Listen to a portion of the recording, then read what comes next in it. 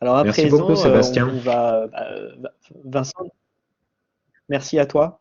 Et effectivement, dans ta réponse finale, tu parlais de l'action politique aussi, des décisions qui sont prises.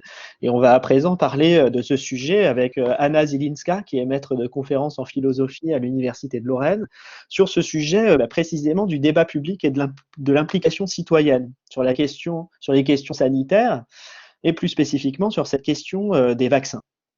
Donc, c'est plus que d'actualité puisque Emmanuel Macron avait annoncé la création d'un collectif citoyen dans son allocution du 24 novembre 2020 et ce collectif citoyen s'est mis en place très tardivement après que nombre de décisions ont déjà été prises sur la question des vaccins et de l'organisation liée à la diffusion des vaccins.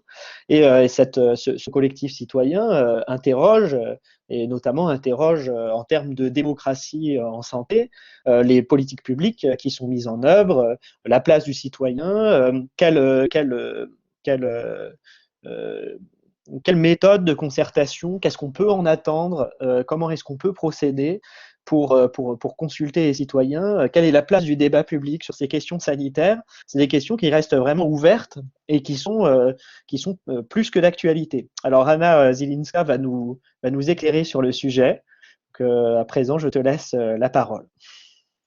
Merci infiniment, Sébastien. C'est vraiment un plaisir énorme de parler de ces sujets avec vous parce que ça devient une obsession pour la plupart d'entre nous qui travaillons un tout petit peu sur les frontières de la philosophie morale d'une part, philosophie politique, et évidemment de l'épistémologie dans le contexte médical. Donc, merci infiniment. Je crois que Emmanuel Hirsch était annoncé avec moi et tout ce que je peux vous dire, c'est que sans doute il est je ne sais guère d'accord avec moi sur tous les points Effectivement, Anna, je ne l'ai pas précisé, mais Emmanuel s'est excusé tout à l'heure. Il ne peut pas venir. Il était pris au dernier moment sur une autre mission. Voilà. Après, je ne peux pas engager son avis sur les questions qui seront débattues ici, mais effectivement, on fait partie de groupes de travail, Anna Zilinska, Emmanuel Hirsch et quelques autres membres de l'espace éthique, où on partage des idées autour de cette question du débat public. Tout à fait. En revanche, là, évidemment, j'ai il va falloir que je, je prenne quelques instants pour maîtriser, n'est-ce pas, l'outil que j'utilise pour la première fois, donc ça, pardonnez-moi. Néanmoins, là, déjà, je vais commencer par vous dire, en essayant de comprendre ce qui se passe sur mon écran, je vais essayer de vous dire que je pense qu'il faut être vraiment infiniment plus optimiste par rapport à tout ce que nous avons entendu jusqu'à présent. Ce qui se passe, c'est que je suis effectivement infiniment plus optimiste que tout ce qui a été dit par rapport à la confiance que les Français ont à l'égard des vaccins. Donc, essayons de commencer peut-être avec des remarques qui ont été faites au début de cette journée d'aujourd'hui, où Marc Ouliadi a dit que ce qui se passe dans la confiance, c'est qu'on s'attend à ce que quelqu'un se comporte d'une certaine manière. C'est un pari sur les attentes de comportement. Et effectivement, il est parti de la grande stabilité du réseau d'attente au lieu de partir de la défiance. Mais du coup, comment expliquer ce qui se passe actuellement en France? Mon hypothèse est la suivante. Les Français ont historiquement une très grande confiance en leurs institutions et s'attendent à ce que celles-ci les protègent. Cette attente donc a pour conséquence une exigence peut-être démesurée de certitude et de l'universalité des solutions. Si on a observé dans les sondages la méfiance, elle est liée à cette exigence vertueuse et ne devrait pas inquiéter outre mesure. Les Français n'ont pas été nourris par l'obsession américaine de l'autonomie médicale, contrairement à ce qui a été dit à un moment aujourd'hui. Je ne crois pas que ces paramètres soient pertinents. Ils savent très bien en quoi consiste l'entreprise de vaccination. C'est juste que, voilà, ils ont certaines exigences à l'égard de l'institution qui n'ont pas toujours été remplies. Et justement, ma présentation visera à essayer de retracer les problèmes le problème lié à la communication autour des vaccins. Parce que je pense que j'ai un bout de réponse. Je connais la raison principale qui a fait que les Français se sont montrés quasi paranoïaque vis-à-vis du vaccin. Je pense que ça n'a rien à voir avec les gratitudes. Bah, ça n'a pas grande relation en ce qui concerne la gratitude vis-à-vis de la science. D'une part, ce n'est pas un mouvement anti-vaccin, il a joué un petit rôle, mais ce n'est pas un rôle énorme. Je pense que le coupable, il est massif, et il est tout à fait circonstancié. C'est la communication autour du vaccin à partir de quand? À partir de janvier, février 2020. Et donc effectivement, déjà, le cas français, la manière dont la France a vécu le Covid, cette histoire a eu plusieurs moments clés. Le plus marquant était sans doute le moment de la création du comité scientifique auprès du président, où ce dernier nous appelait à avoir confiance dans la science dès le 12 mars et à partir du 16 déclarait appuyer ses décisions sur l'avis des scientifiques. Par la suite, la décision de confiner le 11 mai et les débats autour des masques ont définitivement marqué les limites de la force persuasive d'une argumentation qui se présente comme scientifique. Et depuis, avec quelques hésitations, les gouvernements semblent avoir appris à partager ces hésitations et à assumer une partie de l'arbitraire nécessaire à des décisions politiques. Évidemment, la prochaine étape devrait être celle d'introduire davantage des moments de consultation. Ça, on vient des consultations démocratiques, on vient d'en parler, avec des experts de la société civile et engagés dans le terrain, comme cela a été déjà postulé dans Le Monde par Emmanuel Hirsch, Marie-Françoise Fuchs et Didier Sicard notamment, et par bien d'autres personnes. Ce qui est paradoxal et assez ironique, c'est de voir aujourd'hui que Emmanuel Macron apparemment refuse la dictature des scientifiques, ce qui tranche avec sa position en mars. Donc il faudrait vraiment qu'on commence la conversation ouverte sur la science. C'est assez intéressant de faire cette intervention aujourd'hui, quelques jours après la rupture entre Emmanuel Macron et la science. Donc, le discours sur les potentiels vaccins, à proprement parler, est un discours qui s'est construit sur une très longue durée. Et il est né au moment où l'exécutif français et les médias ont présenté une vision très caricaturale des sciences biomédicales.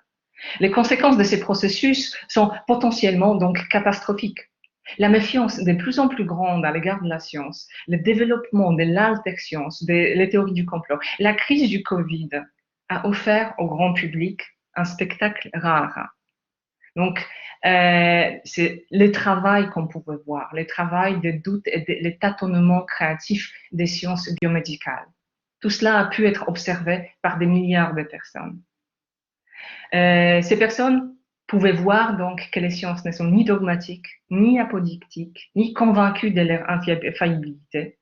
Il est regrettable donc que ces messages aient pu être constamment troublés par les mésusages de la science. Effectivement, pour moi, le point clé ici, c'est la fausse difficulté du vaccin qui a été prônée par tous les médias, notamment en France, pas uniquement en France, mais notamment en France depuis donc février-mars 2020. Les discours autour du vaccin montrent le caractère très politisé de la communication et des prises de position autour de la pandémie en général. Et à ce titre, il est particulièrement intéressant. Dès le début de la pandémie, les médias français et internationaux, plutôt progressistes d'ailleurs, donc pour les médias internationaux, j'entends plutôt ici New York Times, que je ne sais pas, Fox News, qui a sa propre façon de parler de la pandémie, on va y revenir pendant quelques instants, ont annoncé que le vaccin ne pourra pas arriver rapidement, car le temps de la conception et de la production d'un vaccin est extrêmement lent. Il faut donc se méfier, nous disait-on, des vendeurs des rêves vaccinaux. Ce message a été répété non-stop dans les infos de 20 heures, dans cette émission télévisuelle que je me suis mise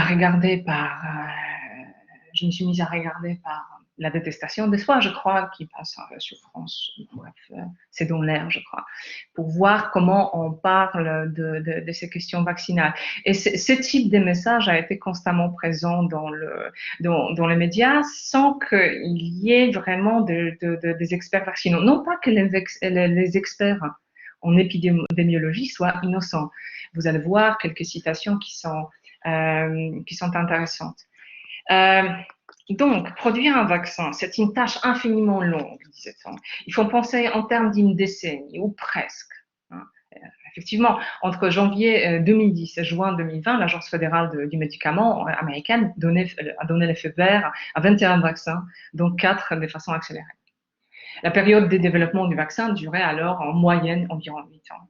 Mais la médiatisation décontextualisée de ces données a créé la méfiance du public vis-à-vis du vaccin contre les SARS-CoV-2, développé en 3 mois pour beaucoup, en fait, pour certains en 48 heures, et testé pendant les 6 mois suivants.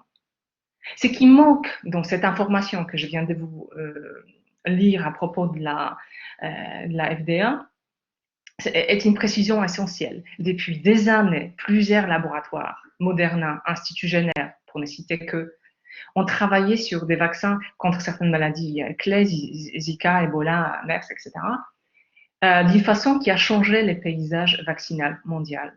Cette évolution vers de nouveaux vaccins plus complexes, mais aussi plus coûteux, a notamment été observée dès 2009 par l'Organisation mondiale de la santé dans son rapport sur les stratégies de vaccination. Ce qui est intéressant, c'est de penser à ce qui s'est passé dans le contexte de la VIH. On n'a toujours pas de vaccin contre la VIH, bien évidemment, mais le fait même qu'on ait compris ce qui se passe du côté du fonctionnement du virus VIH, c'est qu'il s'avère que par hasard, il y a quelques personnes qui ont, de façon complètement pionnière et quasiment dans leur cave, ont travaillé sur les rétrovirus en général. Chez les animaux d'abord, c'est Ludwig Gross, et ensuite chez les humains. C'est par hasard, ils ont réussi à faire des découvertes clés qui ont permis d'identifier la VIH. Pourquoi c'est essentiel d'identifier VIH comme quelque chose de spécifique, donc comme un rétrovirus? On ne savait pas à l'époque qu'on pouvait avoir des rétrovirus humains. En tout cas, on avait encore des doutes jusqu'aux travaux que vous voyez tout en bas de l'écran, parce qu'il s'agissait de doter au sida le stigmate d'une punition incompréhensible qui viendrait, je ne sais pas, s'abattre sur la communauté LGBT. Donc on a eu cette chance déjà une fois dans l'histoire de la virologie. Bien, pour comparer ce qui se passe en France, ce qui s'est passé en France avec ce qui s'est passé en Allemagne, je remercie Eva Stahl qui m'a beaucoup aidé dans l'élaboration et la recherche de ces données. On observe donc dès le mois de janvier 2020 que le vaccin potentiel devient un sujet de discussion dans les médias. Et les Allemands sont extrêmement optimistes. Déjà en janvier, la ministre de la Recherche se déclare confiante dans la capacité qu'aura la coalition pour les innovations en matière de préparation aux épidémies de produire les vaccins en quelques mois. Die Zeit note par exemple que même si les vaccins classiques risquent de prendre du temps, évidemment à cause de cette histoire de cultivation des éléments vivants du vaccin, les vaccins à la base d'ARN messager sont quasiment prêts. Et là, on parle du janvier 2020. En même temps, en France, on ne parle pas de vaccins. En France, l'ambiance est très différente. Libération annonçait le 26 février que la plupart des épidémiologistes, à l'instar du professeur Arnaud Fontanet de l'Institut Pasteur, estiment qu'un délai d'1 à 2 ans sera nécessaire pour espérer disposer d'un traitement efficace ou d'un vaccin. Quelques jours plus tard, Libération ajoute que, par ailleurs, même si un vaccin efficace était développé contre le nouveau coronavirus, il faut encore avoir des infrastructures pour pouvoir produire des millions de doses en un temps record. Imaginons que ça marche, il faudrait au moins 12 mois pour produire suffisamment de doses. Notre Isabelle Humbert. Donc, au lieu de se dire comment faire pour produire ces doses et commencer à travailler sur les infrastructures, on s'empêchait de penser en termes enthousiastes vis-à-vis du vaccin. Et savoir qui vacciner. Quelqu'un d'autre va nous dire, on ne va pas vacciner toute la population alors que 90 personnes ne sont pas malades. Surtout, on dénonce l'incohérence de la population réfractaire au vaccin avec ces personnes qui refusent, etc. Donc, on n'existera jamais et les Français, de toute façon, ne voudront pas se faire vacciner. Ce type de discours, on l'a dans les médias dès février 2020. Si on l'entend tous les jours dans les médias, ce n'est pas étonnant que les gens sont méfiants, parce qu'ils entendent que toutes les autres personnes sont méfiantes aussi, n'est-ce pas? Donc, le message qui est alors véhiculé par les experts est que d'une part, il ne faut pas espérer des miracles, et d'autre part, les Français ne sont pas à la hauteur du vaccin éventuel, voire les vaccins ne servent à rien au sein d'une population non malade. Et enfin, on apprend que l'urgence est surtout de traiter les personnes les plus malades. On a dépassé les stades de la prévention. On n'est plus à vacciner les gens. D'accord? Check News de Libération en février toujours, ou début mars, je ne sais plus. Ce même esprit règne au printemps 2020 quand Sarah Gilbert, professeure de vaccinologie à l'Institut Jenner à Oxford, donc la mère du vaccin AstraZeneca, a estimé à 80% les chances de réussite du vaccin dont elle dirige l'élaboration, donc les fameux vaccins dont le nom vous voyez ici. Voilà. Cette information a suscité l'enthousiasme superficiel des médias d'information, mais a été plutôt ignorée dans les journaux sérieux, comme si ces projets étaient tellement impensables qu'ils ne méritaient pas d'être mentionnés. En avril 2020, New York Times publie une analyse donc des nouveaux médias progressistes, cette fois-ci du côté américain. Mais New York Times, c'est de toute évidence le journal américain qui est le plus lu en France aussi. Ils vont publier une analyse sur l'impossible vaccin en disant que la triste vérité derrière des prévisions optimistes est que le vaccin n'arrivera probablement pas de sitôt. Les essais cliniques ne réussissent presque jamais. Notre record pour le développement d'un vaccin entièrement nouveau est au moins de 4 ans. D'accord? Et Olivier Boguillot, président de Sanofi France, note à mi-mai 2020 que développer un vaccin prend 10 ans. On a le challenge de le faire en 24 mois. Bon, bonne chance, camarades de Sanofi. Attendez la nationalisation. Bien, en mai 2020, Le Point profite de la discussion. C'est très intéressant. On entre dans le débat sur le. On entre dans la sphère des médias plutôt conservateurs et on voit que Les Point profite de la discussion sur le développement du vaccin pour faire l'éloge du système universitaire britannique qui fonctionne par des clusters, ce qui permet de réagir vite. Évidemment, c'est même pas ça le problème, c'est qu'il s'avère que les Britanniques ont vraiment développé cette histoire de vaccins à vecteur adénoviral des chimpanzés quelques années plus tôt, etc. Bon. Le journal cite les éloges faits à l'égard de Adrian Hill, qui est donc le directeur de l'Institut Jenner, qui est un sauveur. La prise de position du journal français donc montre que même l'opinion au sujet du rythme de développement du vaccin est viscéralement politisée. En juillet 2020, après la publication dans Lancet des résultats très prometteurs et solides autour de ces vaccins, et sur les vaccins chinois d'ailleurs aussi, Sinovac, Jean-François Delfrécy, le président du comité scientifique présidentiel, a appelé à la prudence.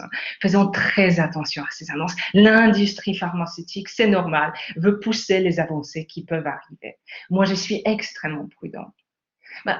Cher monsieur Delfrécy, si l'industrie pharmaceutique vous fait peur, vous auriez dû œuvrer davantage pour développer l'épidémiologie en France, de façon à ce que l'épidémiologie puisse être une discipline entièrement, je veux dire, puisse avoir un champ de recherche entièrement donc opérable et indépendant des fonds privés. C'est un tout petit peu curieux de voir les gens qui ont participé à l'état de l'hôpital français aujourd'hui, c'est méfier des big pharma. Vous les avez laissés faire, chers camarades. Bien. En revanche, la stratégie du gouvernement semble celle d'écouter les sondages, les plus catastrophistes évidemment, et d'écouter les doutes, pourtant à la fois construits par les médias et superficiels. L'entourage d'Olivier Véran a confié aux journalistes que l'essentiel est de faire beaucoup de pédagogie, de jouer la transparence. Être transparent, non, soit. On a fait le choix d'une progressivité, donc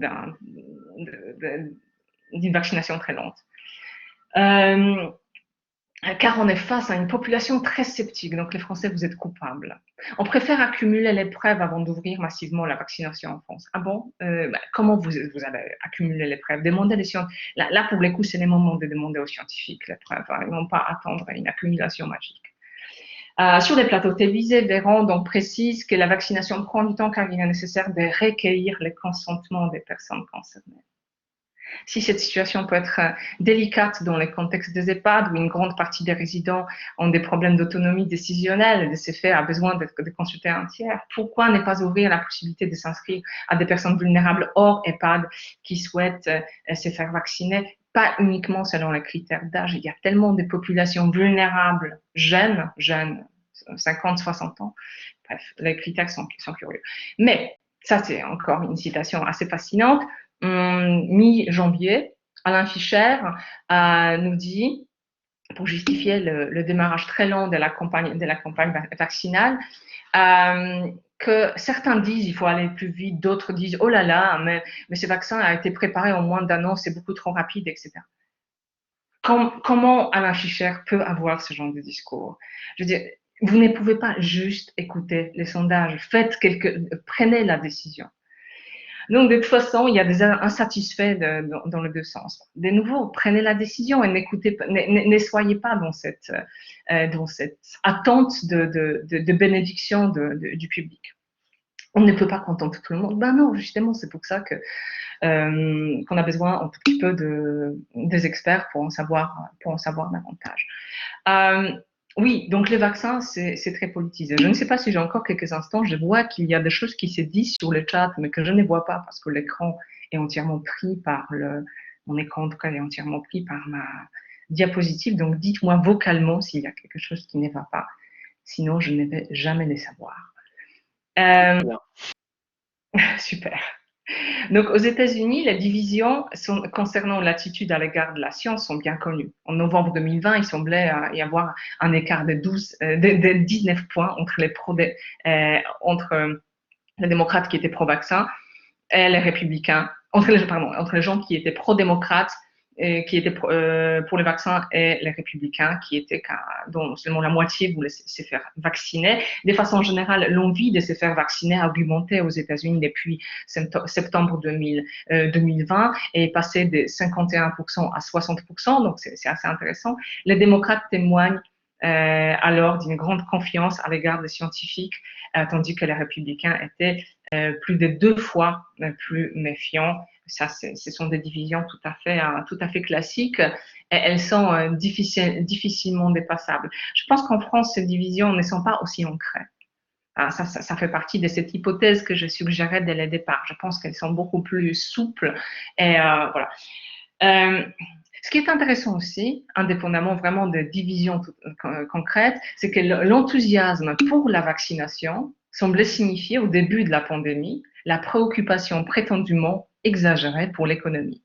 On a insisté, aux États-Unis en particulier, sur l'idée selon laquelle la réponse par les vaccins est une stratégie visant à faire oublier l'échec systémique du système de santé, qui aurait dû être davantage capable de prévenir les morts.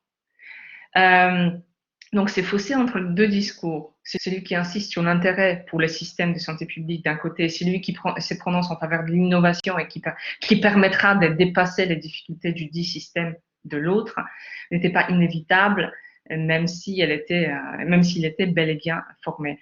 Et ces gouffres entre ceux qui m'ont donc suggéré que les vaccins, c'est potentiellement le capitalisme, donc méfiance, essayons d'insister sur la prévention, sur la force de la santé publique, et de l'autre côté, des déclarations comme celle dans les Échos du 17 novembre, vaccin, vive le capitalisme. Donc, ces gouffres aussi très présents, je pense, ou très, très bien reflétés dans la méfiance française actuelle à l'égard des vaccins. Et cette méfiance, de nouveau, elle est facilement dépassable, ne serait-ce que par par un rôle plus important qui devrait être joué par l'État dans toutes ces actions. Donc la méfiance politique de la gauche à l'égard des vaccins n'est ni injustifiée ni spécifique à la situation actuelle.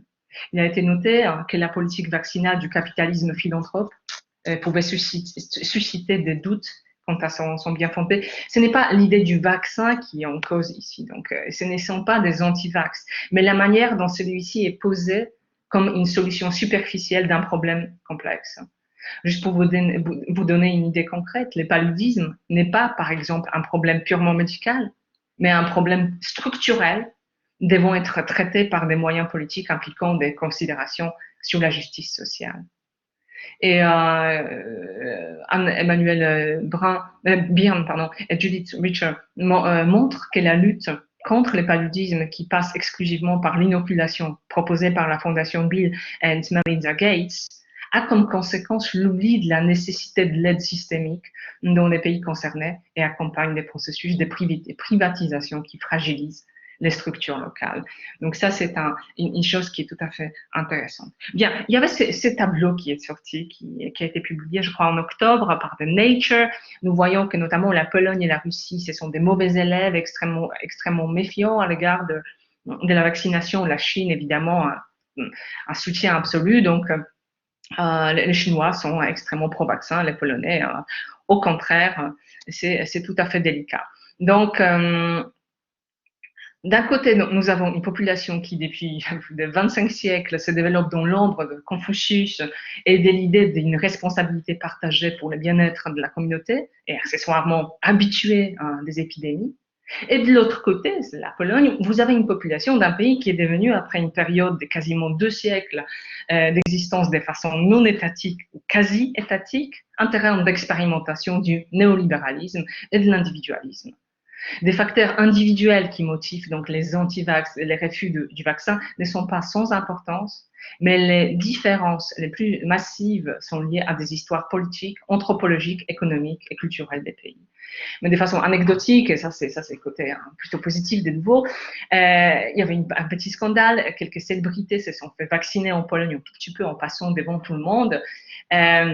Et qu'est-ce qui s'est passé en 2 mois? Les Polonais sont devenus quasiment des vaccinants enthousiastes. Donc, je pense que de nouveau, ces méfiances ne sont pas du tout profondes. On a tous les outils imaginables pour lutter contre cela. Et je suis évidemment d'accord avec Vincent que les outils que la scientific literacy est importante, mais ce n'est pas les seuls outils qui est à notre disposition. Donc, ce rejet n'est pas profond. Et selon une grande étude sur la confiance à l'égard des vaccins dans le monde, ayant examiné 150 pays, les chercheurs nous montrent que la confiance est restée faible dans toute l'Europe par rapport à d'autres continents. Mais cette étude énumère aussi une série d'événements nationaux entre le Japon, l'Indonésie jusqu'en France, qui ont, à un moment tout à fait identifiable dans l'histoire récente, contribué à une baisse temporaire des confiances en vaccins. Il s'agissait d'un moment de popularité d'une association anti-vaccin, comme en Corée du Sud ou en Pologne, ou bien un zèle d'une organisation religieuse qui déclare que certains vaccins contiennent des substances interdites aux fidèles. C'était le cas en Indonésie. Mais l'étude des tendances antivaccinales ne semble pas révéler quelque chose de profond et d'immuable au sein de la société donnée, mais est tantôt le reflet de la confiance générale à l'égard de l'État, à l'égard du corps médical et de la science, ou encore un épiphénomène qui suit un scandale sanitaire récent. Donc voilà, je pense que ça nous permet vraiment de réfléchir à tout un ensemble de stratégies différentes les unes des autres. Il n'y a rien de profond, il n'y a rien qui soit indépassable dans cette réflexion sur l'hésitation vaccinale. Et de nouveau, l'épiphénomène que j'ai identifié en France, lui aussi, il est réversible, c'est-à-dire cette espèce de fausse croyance qui a été propagée par les médias pendant quasiment 1 an sur quasi-impossibilité des vaccins. Une fois qu'on s'est débarrassé de cela, je pense qu'il n'y aura pas de problème. Évidemment, il est difficile pour conclure de ne pas noter une chose de plus, c'est-à-dire que cette méfiance à l'égard des vaccins, quand elle était évoquée par des gens tels que Olivier Véran ou Emmanuel Macron, comme raison de leur lenteur, il est difficile de ne pas y voir un faux prétexte, une espèce de fausse excuse qui justifie des manques et des difficultés évidemment structurelles actuellement de la santé publique en France.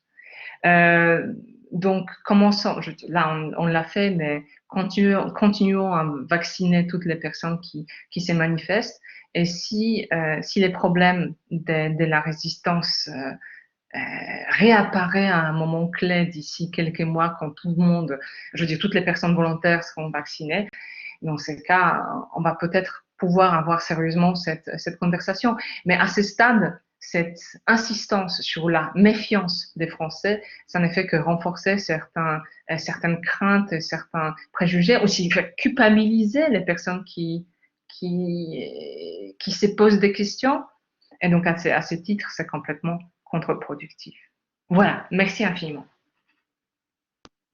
Alors, merci beaucoup, Anna, pour cette intervention, un peu comme Marcougne a dit ce matin, une intervention contre-intuitive qui remet en cause. Alors, si je comprends bien, alors je fais la synthèse de ce que j'ai compris, qu'effectivement, il ne fallait pas tant se focaliser sur l'hésitation vaccinale, sur un blocage vraiment essentiel des Français ou des populations sur l'adoption du vaccin, et qu'il fallait voir derrière ces prises de position ce que cela recouvrait, c'est-à-dire des questions politiques, des questions d'inégalité de santé, des questions de justice sociale, et que finalement, il vaut mieux travailler sur ces questions-là. Moi, je pense, tu me diras ce que tu en penses, suite à ton intervention, que peut-être finalement le débat public, la médiation, la communication santé publique, etc., d'après ce que tu dis, pourrait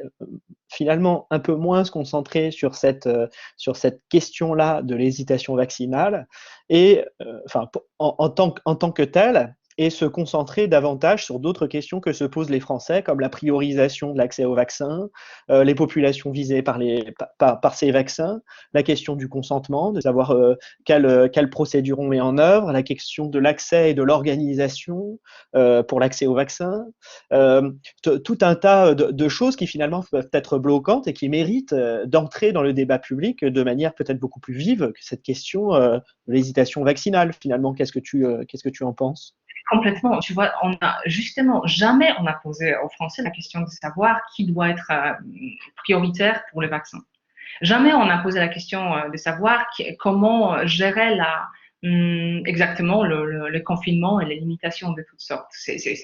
Emmanuel Hirsch, il est désespéré là. Il a de nouveau publié dans Le Monde un appel pour que ce soit fait, pour que les consultations soient faites. Donc, espérons qu'un jour, effectivement. Mais sans arrêt, on a posé la question aux Français, mais est-ce que vous allez vouloir vous vacciner de ces vaccins qui étaient bizarrement super rapidement produits? On ne sait pas très bien par qui, probablement par des big pharma, alors que ça fait longtemps qu'on se méfie des big pharma. Sauf qu'on n'a rien fait au moment où les big pharma ont pris toute l'industrie pharmaceutique. On n'a rien fait pour empêcher l'entrée de tout un ensemble d'agents dans les secteurs hospitaliers en France. Voilà, il y a tout un ensemble. C'est vraiment hallucinant ce qui s'est passé autour des vaccins. Et tout en, justement, c'est bizarre cette histoire de l'autonomie, justement. Tout à l'heure, nous avons parlé de l'autonomie. Donc, quelqu'un a dénoncé cette insistance trop, je ne sais pas, cette place trop grande pour l'autonomie dans l'esprit français en général. Je ne pense pas que ce soit le cas. Mais là, d'une part, dans la seule sphère qui était proprement scientifique, à savoir la sphère des vaccins, l'autonomie des Français semblait être totale, c'est-à-dire ils pouvaient décider n'importe quoi. Et dans toutes les autres sphères qui étaient proprement politiques et sociales, Là, les réponses venaient du haut. Donc, les paradoxes est assez, j'ai trouvé tout cela assez cocasse. Pardon, je vais juste répondre à la question qui est posée dans le chat en ce qui concerne mon PPT. Bah, Inch'Allah, cet article sera bientôt publié. Ça, je l'ai dit bon, voilà, il y a des personnes responsables de cette publication dans la salle, donc cet article sera peut-être publié d'ici quelques mois, donc vous allez avoir tout avec des données mises à jour et sans faute d'orthographe, sauf si vous y tenez, parce que là, il y en avait quand même pas mal. Je tiens pas particulièrement aux fautes d'orthographe. C'est pathétique. Sur cette notion d'autonomie, c'est intéressant ce que tu dis parce que on réfléchit beaucoup à cette question, et notamment Fabrice Xil, l'espace éthique, responsable des réseaux, qui a fait une présentation sur ce que c'est, ce qu'on peut entendre par l'autonomie, les différentes visions de l'autonomie, les différentes valeurs autour de cette question-là, aux notions clés de l'éthique en octobre dernier. Et on voyait bien que l'autonomie, c'est à la fois la capacité de faire, mais aussi la capacité de décider. Et à l'autonomie qui est individuelle, dans le champ du handicap, dans le champ du grand âge, qu'est-ce que c'est qu'être autonome quand on parle d'une personne très âgée? Et puis évidemment, l'autonomie prise comme une capacité collective à faire et à décider. Et cette autonomie, on l'a vu se mettre en œuvre finalement dans les premiers temps de cette épidémie avec le secteur associatif, dans le champ de la psychiatrie, dans le champ du diabète, dans le champ de l'obésité, dans plein de champs de l'autisme, etc. On a eu des remontées de terrain très fortes, la mise en place de cellules d'écoute téléphonique, des cellules d'information. Il y a eu une mobilisation qui a été très forte, donc la capacité de faire et la capacité de décider, l'autonomie collective dans le sens faire et décider, elle a été mise en œuvre sur le terrain, mais beaucoup d'acteurs, effectivement, de la démocratie en santé, beaucoup d'acteurs associatifs ont regretté de ne pas être assez mobilisés par les pouvoirs publics ou par les territoires. Donc, effectivement, il y a cette dimension-là qu'il faut pouvoir penser. Et on voit aussi, à travers ton intervention, que finalement, poser la question aussi de la transmission sur le terrain des informations, du débat public comme moyen de communiquer également, c'est un moyen pour les décideurs, enfin pour les autorités publiques, mais aussi pour les personnes, d'essayer de poser ensemble les bonnes questions. C'est-à-dire, c'est là qu'on prend le pouls vraiment du terrain. C'est ce qu'on a vu à l'espace éthique en créant des groupes de travail sur le handicap, le grand âge, etc. Quand on prend le pouls du terrain, soudainement, il y a des questions qui émergent qu'on n'avait pas vu venir de loin. Enfin, quand on est loin du terrain. Donc, il y a cette dimension-là qui me semble très importante. Alors, peut-être. Je pense Oui. que, juste pour ajouter quelque chose à ce que tu viens de dire, je pense que ce qui est intéressant et ce qui est important, c'est de souligner que dans le débat, dans notre insistance sur l'ouverture vers le public, sur la démocratie, etc., il ne s'agit vraiment pas de se dire que toutes les opinions se valent. C'est vraiment pas du tout ce type de démarche si éventuellement il y a certaines personnes qui peuvent avoir cette impression. Moi, je pense que ce sera intéressant. Je pense qu'il y aura une réflexion à faire sur l'effet qu'en France, on a eu 2 fois des états généraux de la bioéthique. Très bizarre comme institution, même si je sais que probablement l'espace éthique a été plutôt proche voilà. Donc, moi, je reste assez critique, notamment dans le cas des premiers états généraux de 2009, où on a tout simplement tiré au sort des citoyens, on les a formés vite fait et on les a invités à exprimer leurs opinions vis-à-vis des grands témoins, c'est-à-dire des spécialistes venant du monde biomédical ou du droit, etc., etc. Cette démarche était vraiment ça ressemblait à une démarche démocratique, mais bon, tout le monde est aujourd'hui d'accord que ce n'était pas un bon setting, ce n'était pas une bonne configuration.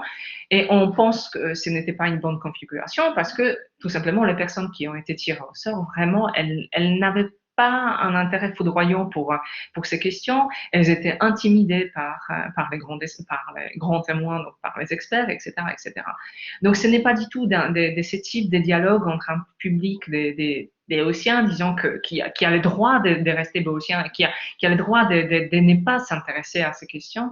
Mais il s'agit effectivement d'entrer en dialogue, parfois pas du tout consensuel d'ailleurs. Hein, c'est un dialogue qui peut être une lutte. Hein, on peut s'engueuler tout simplement avec les représentants de la société civile, mais il faut leur parler. Il faut que leur voix soit entendue.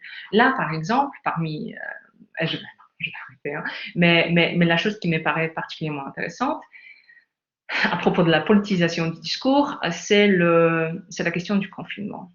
On a laissé la droite s'emparer du discours anti-confinement. On n'aurait pas dû le faire.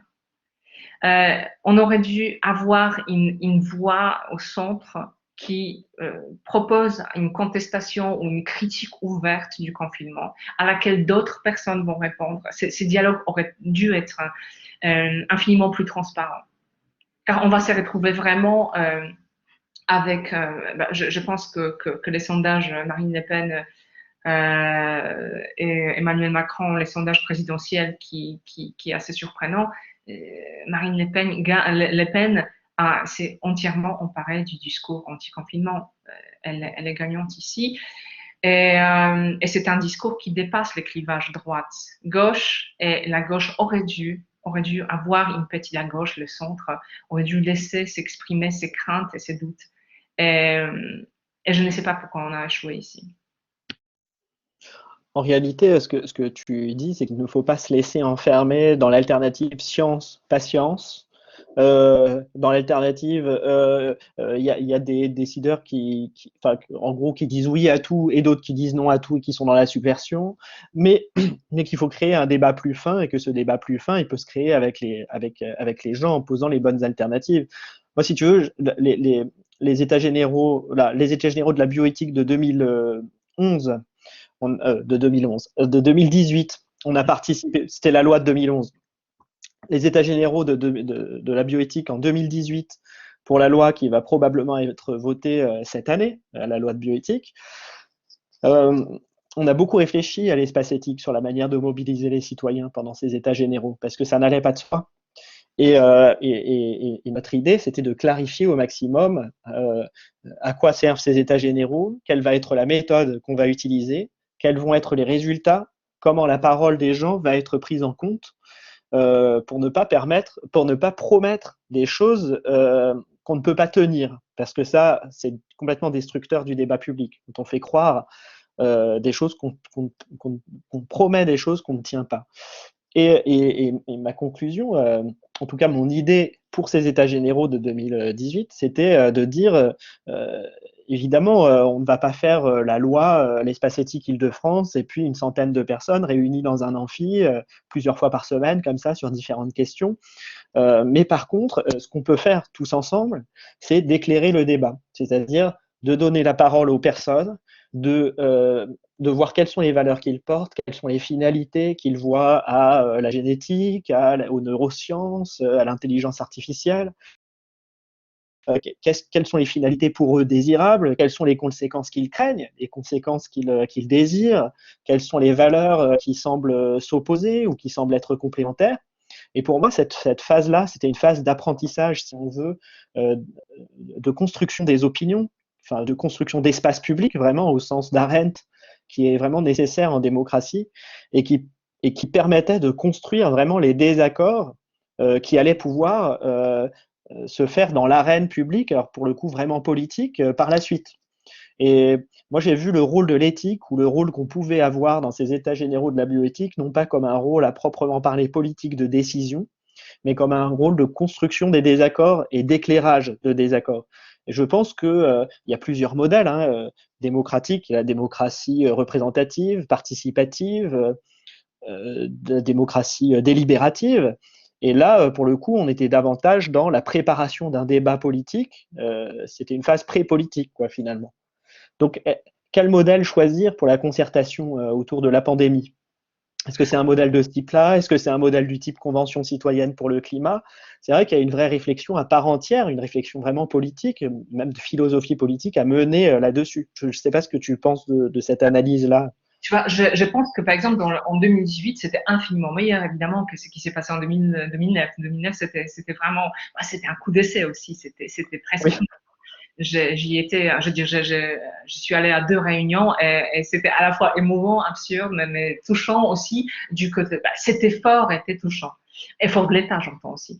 Mais c'était Roselyne Bachelot, je crois, à l'époque, qui était ministre, bon, bref.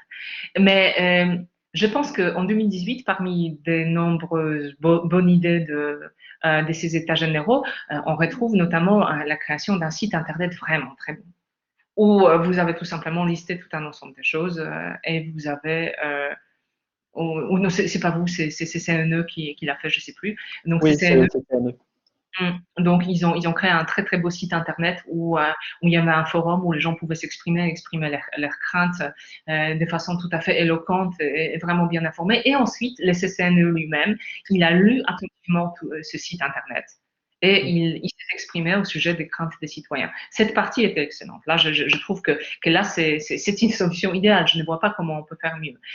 Donc ça, c'est une chose. Deuxième chose, c'est évidemment, c'est ce que vous faites actuellement en ces moments même, c'est-à-dire l'organisation de ce genre de réunions, que nous ne sommes pas sans savoir que vous avez la possibilité de glisser quelques mots à des personnes à des membres de toutes sortes de comités importants ou voire au ministère, etc., pour exprimer les choses qui ont été dites ici, n'est-ce pas? Donc là, vous êtes un lien entre la société et le gouvernement, et à ce titre, ça c'est ultra vertueux. L'organisation, et c'est pas votre première rencontre, vous êtes à une Xème rencontre en ligne de ce type. Donc là, je pense que ça se passe bien. Il faut juste que Emmanuel Hirsch soit entendu. Et j'ai l'impression, on m'a dit dans mon oreillette que ça va un peu mieux que ce qui se faisait avant.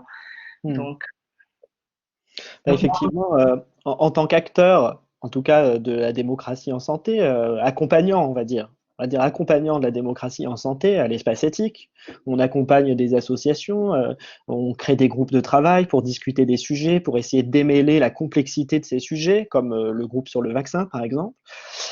Et justement, les questions qu'on se pose, c'est précisément ça, hein, c'est quelle structure on donne au débat, qui est-ce qu'on invite, des experts, des associatifs. On essaye de mélanger les gens plutôt dans les sciences, plutôt dans la théorie, plutôt dans l'action de terrain, etc.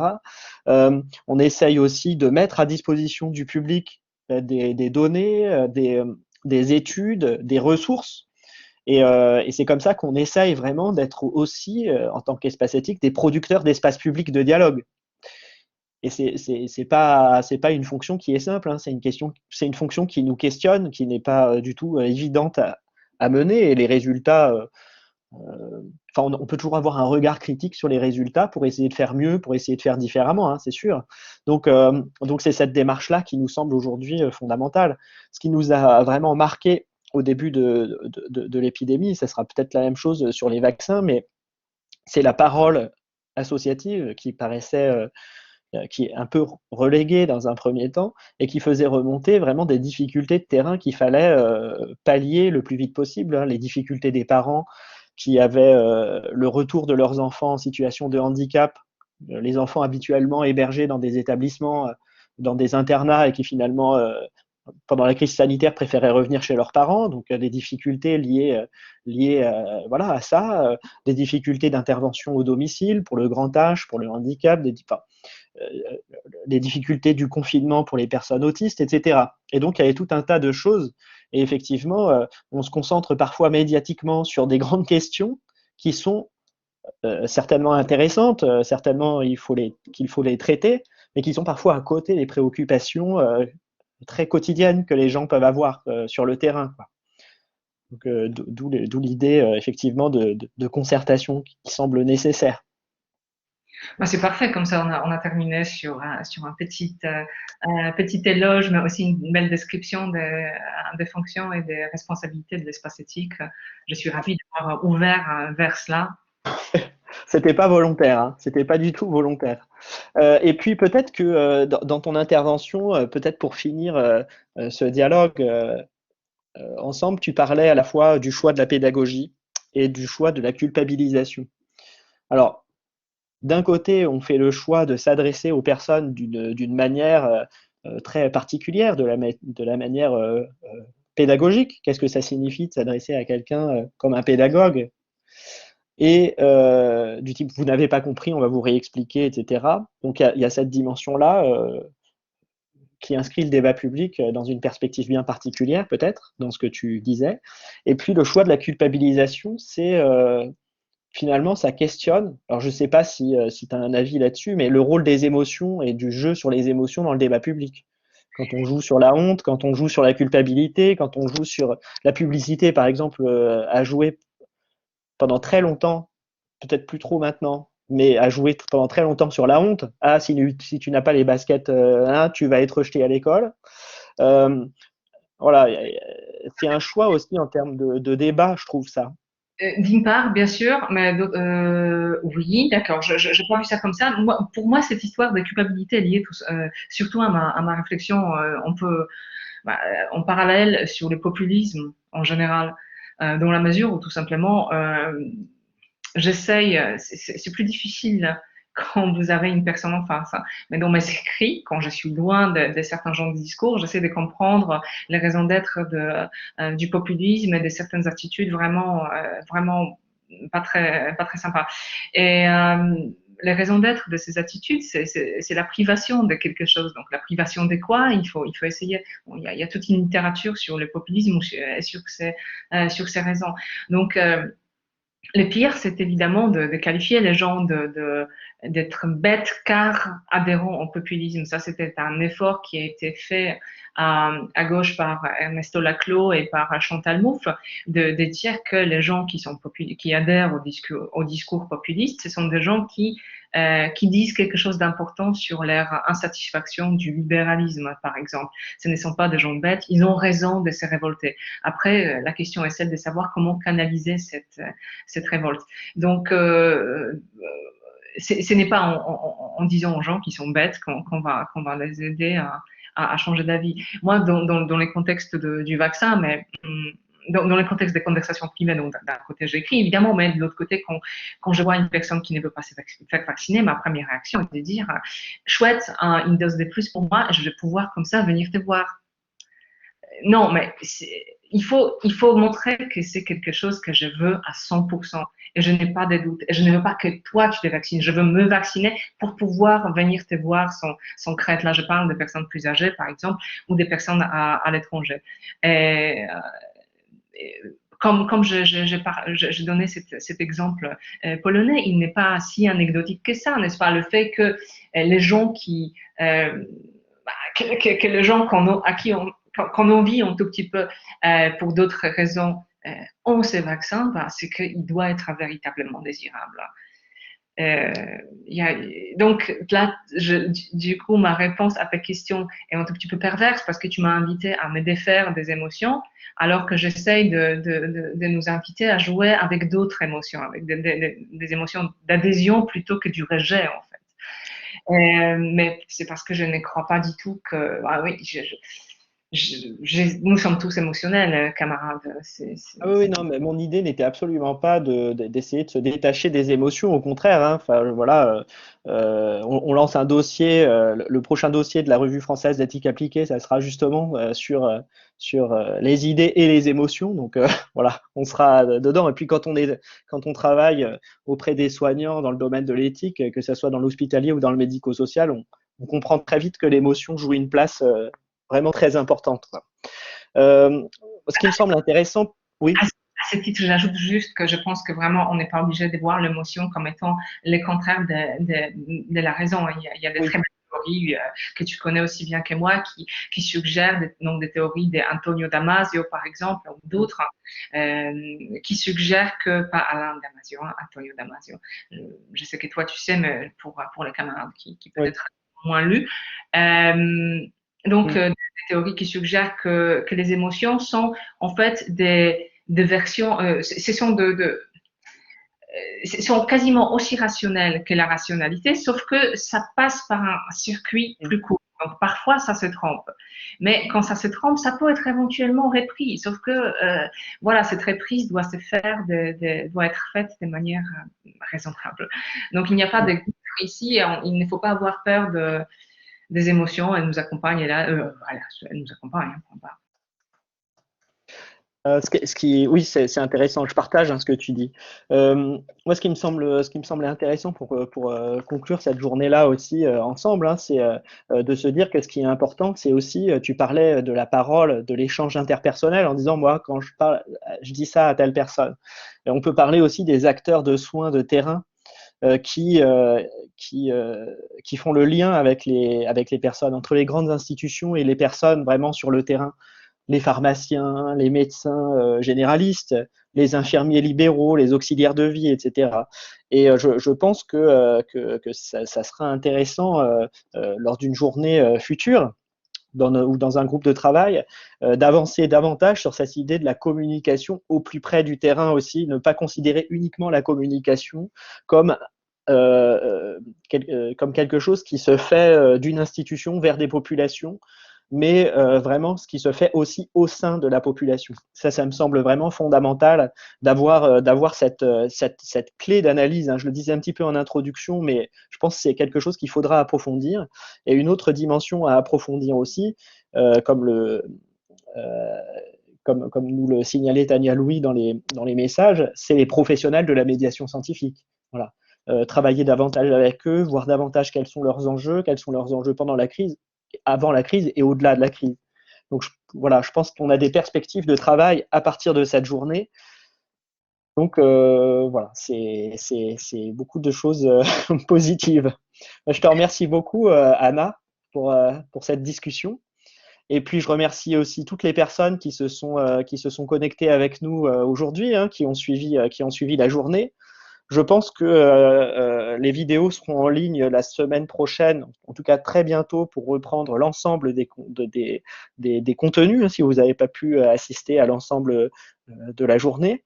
Je vous envoie là, à travers le chat, un lien vers un autre événement de l'espace éthique en partenariat avec Sorbonne Université qui concerne également les enjeux éthiques de la communication au regard de la crise sanitaire et au regard également de la crise climatique. Donc, ça ne sera pas tout à fait le même sujet, on déplace un petit peu le sujet. Et pour ceux qui s'intéressent aux enjeux éthiques des métiers de la communication, je pense que ça peut éveiller votre attention. Je vous remercie beaucoup pour votre présence et vos questions très pertinentes et je vous dis à très bientôt. Bonne journée.